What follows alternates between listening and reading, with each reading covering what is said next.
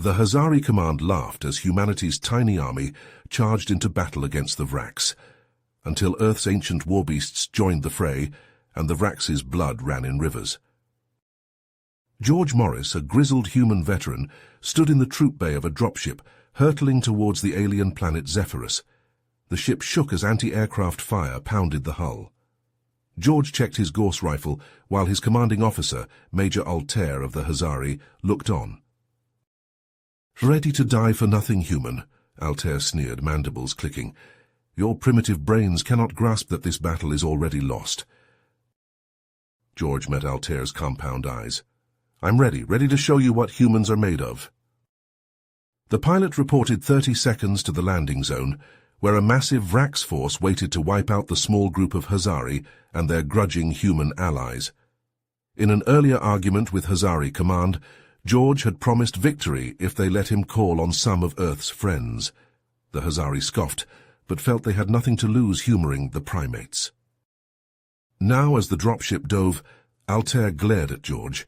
The human closed his eyes and whispered a single word into his comm: "Cry havoc." Seconds later, the ship touched down. The bay door opened. The bay door slammed into the dirt, sending up a cloud of dust. Plasma bolts sizzled through the air, streaking past the ship's opening. George's human soldiers charged out with a battle cry, guns blazing. But George himself hung back.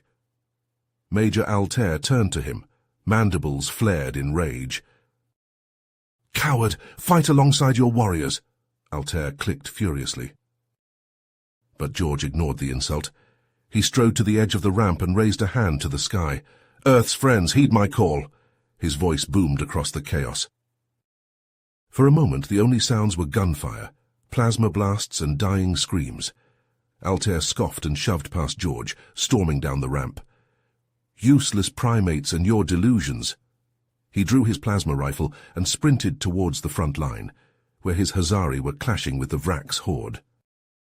George remained still as a statue, eyes fixed on the sky. Then a shadow fell over the battlefield. Altair skidded to a halt, head snapping up. His mandibles went slack. A colossal winged shape, big as a warship, was descending from the clouds. It landed right between the charging Hazari and the Vraks line, with an impact that shook the ground. The creature reared back and roared, a sound that vibrated the air and rattled Altair's exoskeleton. More monsters poured from the sky. Dragons, griffins, rocks, beasts from human myth, creatures that couldn't possibly exist. They landed among the Vraks, who broke ranks and fled, shrieking in terror. George smiled coldly and raised his Gauss rifle. As he marched forward to join his friends, he passed a stunned Altair. "Get some," George growled. Then he opened fire and charged into the fray just as the monsters fell upon the Vraks, ripping them apart with fang and talon and breathing gouts of flame. George fought back-to-back with Altair, Gauss rounds and plasma blades cutting down Vraks warriors left and right. The tide had turned, but the Vraks kept coming, a relentless wave of chitin and claws. A behemoth Vraks, a walking tank, smashed through the front lines. It shrugged off a hail of fire, multiple eyes glinting with malice as it charged for the human and Hazari. George flashed Altair a fierce grin. "I'll take the big guy, you watch my back." Altair mandibles clicked in protest, but George was already sprinting at the creature, Gauss rifle blazing. At the last second, George Baseball slid right between its legs, angling his rifle up and unloading into the Vraks' unarmored belly. The monster screeched in agony, lashing out with talons as long as swords. But George had already rolled clear. The beast spun around with a roar that shook the earth, its mandibles wide and dripping, ready to skewer George. But Altair was already on its back. The Hazari's plasma blades flashed as he hacked at its neck, splattering himself with steaming green blood. The Vraks howled and staggered. Its roar turned wet and thick. George dropped to one knee and lined up a shot. He fired a single round straight through the creature's eye. It punched into the Vraks' brain with a wet crunch. The behemoth crashed face first into the dirt, its limbs spasming once, twice, then falling still. Altair hopped off its back, shaking ichor from his blades. "I suppose you humans aren't completely useless." George smirked as he ejected his spent magazine. I'll take that as a compliment. Before Altair could retort, a fresh wave of Vraks crested the hill, screeching for blood. George slapped a new mag into his rifle. Ready for round two? Altair's mandibles clicked as he eyed the armored knight. Grudging respect warred with distrust on his alien features. George just grinned, the rush of battle still singing in his veins. The knight strode forward, his dragon's wings stirring up dust. He clasped George's forearm in a warrior's grip. "Well met, Sir George. The king said you'd be needing our aid." George nodded. "Your timing is impeccable, sir." "Lancelot at your service." The knight inclined his head. Altair stepped forward, plasma blades still crackling. "What manner of humans are these to command such beasts?" His tone was wary, but curious.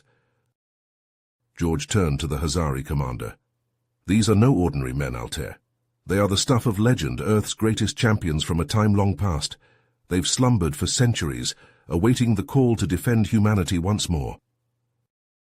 Altair's eyes narrowed, but before he could reply, a shrill cry pierced the air. A fresh wave of Vraks warriors poured over the ridge, their exoskeletons glinting in the sun. Their battle cries filled the air, a chittering challenge. Lancelot's visor snapped down with a metallic clang. He drew his broadsword in one smooth motion, the blade gleaming. "Shall we dance, Sir George?" His voice was steel. George slammed a fresh mag into his Gorse rifle. "Let's show them what Earth is made of." His grin was fierce, eager. With a roar that shook the ground, Lancelot's dragon leapt into the sky. The knight raised his sword, a rallying cry on his lips, as they dove towards the Vraks horde. George and Altair charged to meet the enemy head-on. Gauss rounds and plasma blasts lit up the battlefield, scything through chitin and flesh. Above, dragon fire rained down, scorching the earth and turning Vraks warriors to ash. George ducked under a vicious claw swipe, jamming his rifle barrel under a Vrax's chin and squeezing the trigger. The creature's head burst like a ripe melon. Beside him, Altair was a whirlwind of glowing plasma blades, his movements precise and deadly. He hamstrung a Vraks, dodging its snapping mandibles, then plunged his blade into its skull. Overhead, Lancelot rode his dragon like a crimson thunderbolt, broadsword flashing as he carved a path of destruction through the Vraks' ranks.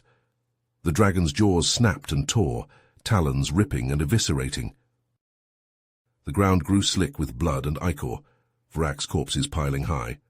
But still more came, an endless tide of carapace and hatred, determined to overwhelm the human Hazari line through sheer numbers.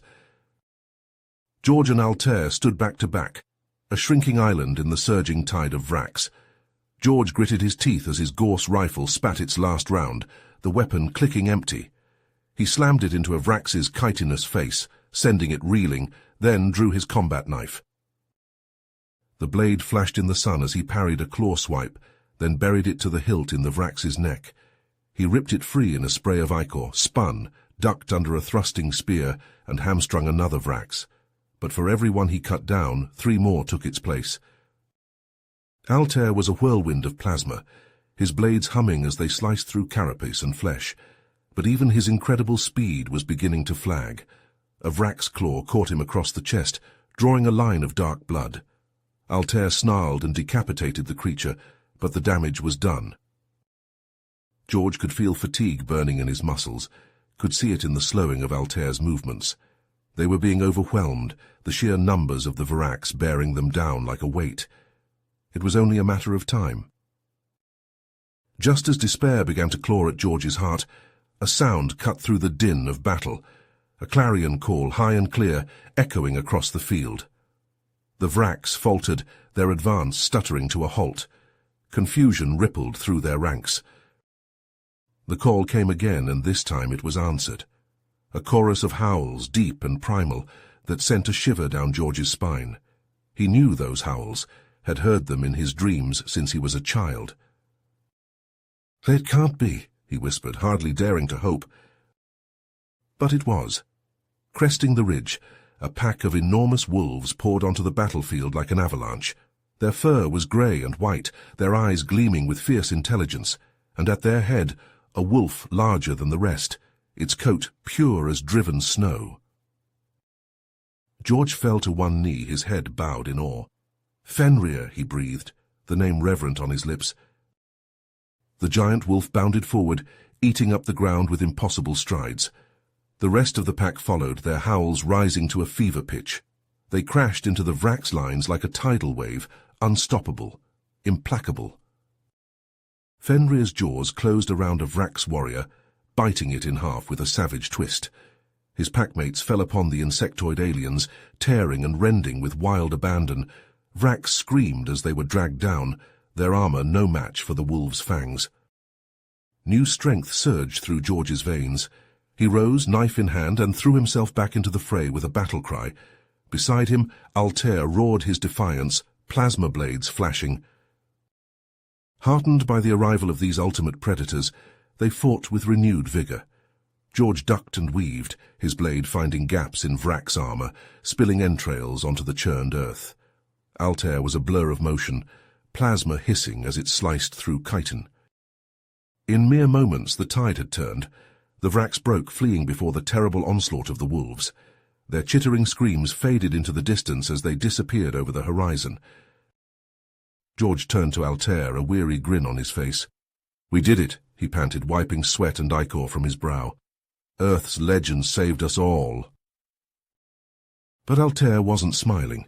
His eyes were fixed on the sky, widening with something like dread. He raised a trembling claw, pointing. "No," the Hazari said, his voice grim. "This is just the beginning." George followed his gaze, feeling his heart plummet into his boots. A shape had appeared in the clouds above, vast and terrible.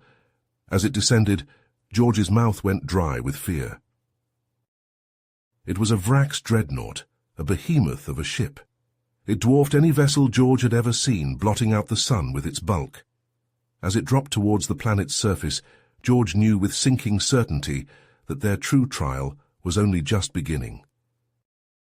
He looked to Altair, saw his own fears reflected in the Hazari's eyes.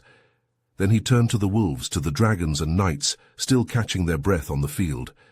They were battered and bleeding, their armor dented and scorched. But they were unbroken, unbowed. They had answered the call, and they would not falter now. George bent and retrieved his Gauss rifle, slotting in a fresh magazine. The weapon hummed as it powered up, eager for the fight to come. "Then let's finish this," George said, his voice hard as steel. "For Earth, for the Hazari, for every living thing in this galaxy that doesn't want to be Vrax food." He cocked his rifle, the sound ringing out like a promise. "Let's show them what we're really made of." And with that, George Morris, soldier of Earth and champion of humanity, strode forward to meet his destiny, Altair and the legends of Earth at his side. You have reached the end of the story. If you enjoyed this story and want to support us, please leave a like and subscribe to our channel, and for every comment that says 88, I will heart every single one of them. Thank you for your time.